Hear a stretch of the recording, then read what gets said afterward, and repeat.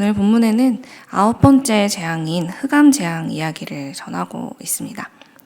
당시 애굽 사람들은 태양을 하늘과 땅에 힘을 부여하는 존재라고 인식하고 있었습니다.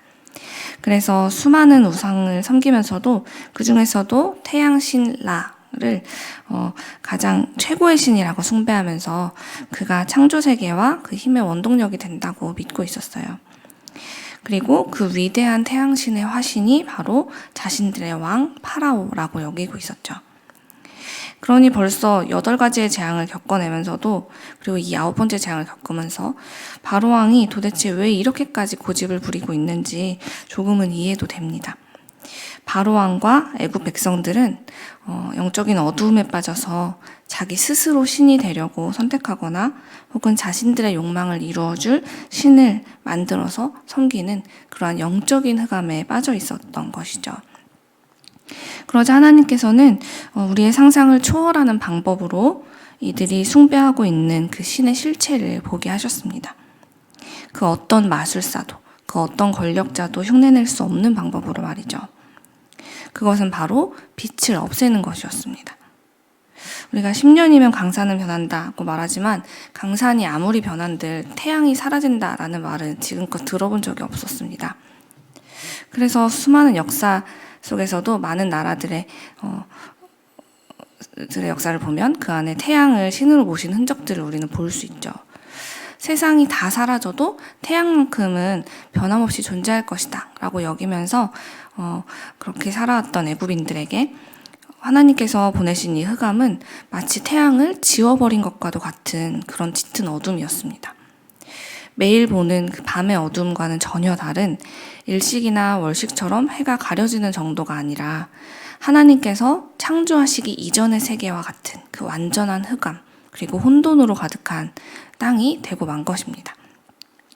얼마나 어두웠는지 사람들은 바로 앞에 있는 사람도 볼 수 없었고 생산을 위한 활동을 할 수 있기는커녕 생존을 위해 먹고 마시는 것조차 하기 어려운 지경에 이르렀습니다.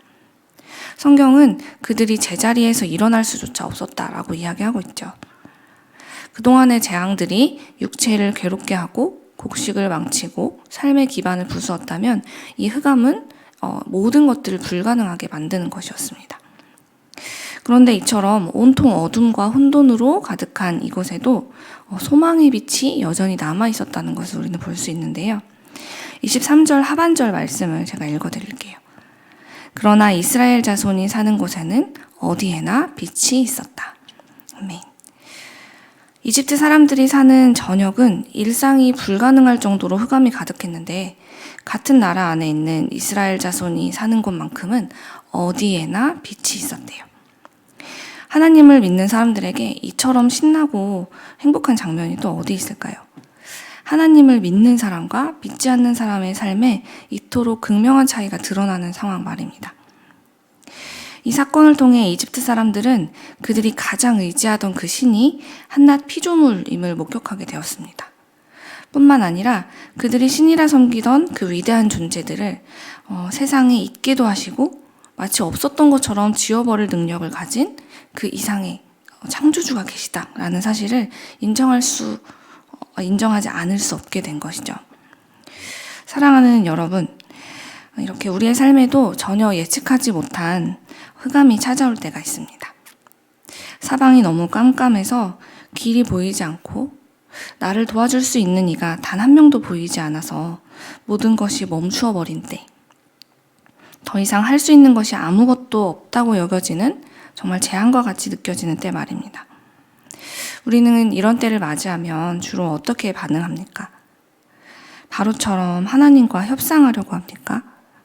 혹은 나를 이 흑암 속에 홀로 내버려 두시는 하나님께 실망하고 낙심해서 조용히 하나님과의 관계를 단절하진 않습니까? 이런 상황을 맞이했을 때 우리는 어떻게 해야 할까요? 저는 전도서 12장 1절 말씀이 떠올랐습니다. 현대인의 성경으로 잠시 이 말씀을 읽어드리면 너는 아직 젊을 때 곧 고난의 날이 오기 전에 아무 낙이 없다라고 말할 때가 되기 전에 너의 창조자를 기억하라. 아멘. 사랑하는 여러분, 우리의 힘과 지혜로는 해결할 수 없는 아주 깊은 깊은 어둠 속에 있을수록 창조주 하나님을 기억하시기 바랍니다. 흑암이 가득했던 세상에 빛을 만드신 분이 누구십니까? 우리 하나님이십니다. 혼돈으로 가득했던 세상에 이토록 아름다운 질서를 부여하신 분이 누구십니까? 우리 하나님이십니다. 주님이 말씀하시면 아무리 지독한 어둠이라도 단숨에 물러갑니다. 이집트 땅이 그토록 짙은 흑암으로 뒤덮였을 때도 하나님의 백성인 이스라엘이 있는 곳은 어디에나 빛이 있었던 것처럼 말입니다. 그러므로 여러분, 우리가 두려워해야 할 재앙은 우리의 몸을 괴롭게 하는 이와 파리, 메뚜기, 우박과 같은 것이 아닙니다. 우리가 진짜 두려워하고 경계해야 될 것은 우리가 우리의 창조주 하나님을 잊어버린 채 살아가는 삶이라는 것을 기억하시기 바랍니다. 빛이신 주님을 잊은 채 살아가는 삶, 그것은 그 자체가 어둠이자 혼돈이라는 것입니다. 그래서 하나님을 잊고 사는 영적 어둠에 빠지는 것이야말로 우리 영혼에게 임하는 진짜 재앙이라고 할 수 있는 것이죠. 그러니 사랑하는 여러분, 우리의 육체의 편의를 해치는 그런 재앙을 두려워하지 말고 하나님을 잊고 사는 영적 어려움을 두려워하시기 바랍니다. 아무리 어두운 현실을 마주해도 우리가 하나님과 함께 한다면 우리 하나님은 우리를 빛으로 인도하시고 우리와 늘 함께 하실 것입니다. 누구도 해결할 수 없을 만큼 꼬인 문제가 나를 붙잡아도 걱정하지 마십시오. 혼돈으로 가득했던 이 세상에 질서를 세우시고 아름다운 우주와 이 세계를 존재하게 하신 우리 창조주 하나님이 내 삶에 찾아온 이 꼬일 대로 꼬인 혼란도 잠재우시고 그분의 질서를 세워주실 것입니다. 그러므로 힘들고 어려운 때일수록 우리가 해야 할 일이 무엇이겠습니까? 매일 빛이신 주님을 따라가는 것, 그것이 우리가 해야 되는 일입니다. 요한복음 8장 12절을 보면 예수께서 또 말씀하여 이르시되 나는 세상의 빛이니 나를 따르는 자는 어둠에 다니지 아니하고 생명의 빛을 얻으리라 라고 말씀하십니다. 사랑하는 여러분, 더 이상 내 삶에 들이은 이 어둠을 탓하느라 예수님과 멀리 떨어진 채 머물러 있는 삶을 멈추고 이제 예수님을 따라 생명의 빛으로 나아가십시오. 어둠은 사실 진짜 문제가 아닙니다. 진짜 문제는 내 안에 주님이 없다는 것, 그것이 진짜 문제입니다. 그러니 지금 당장 우리가 시작해야 될 일은 내 안에 들이운 이 영적 어둠을 해결하는 것입니다.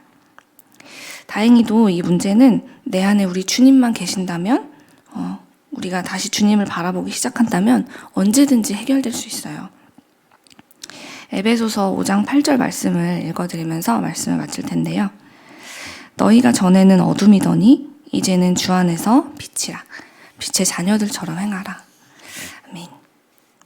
우리는 이미 어둠을 이길 능력을 갖춘 빛의 자녀들이라는 것을 기억하시기 바랍니다. 어떤 어두움이 우리를 뒤덮어도 그 어둠을 능히 물리칠 빛을 내 삶에 비추시는 우리 창조주 하나님을 기억하고 의지하면서 오늘도 빛의 자녀답게 우리 안에 주님만 모시고 살아가는 세상의 빛 이레교회가 되기를 간절히 소망합니다.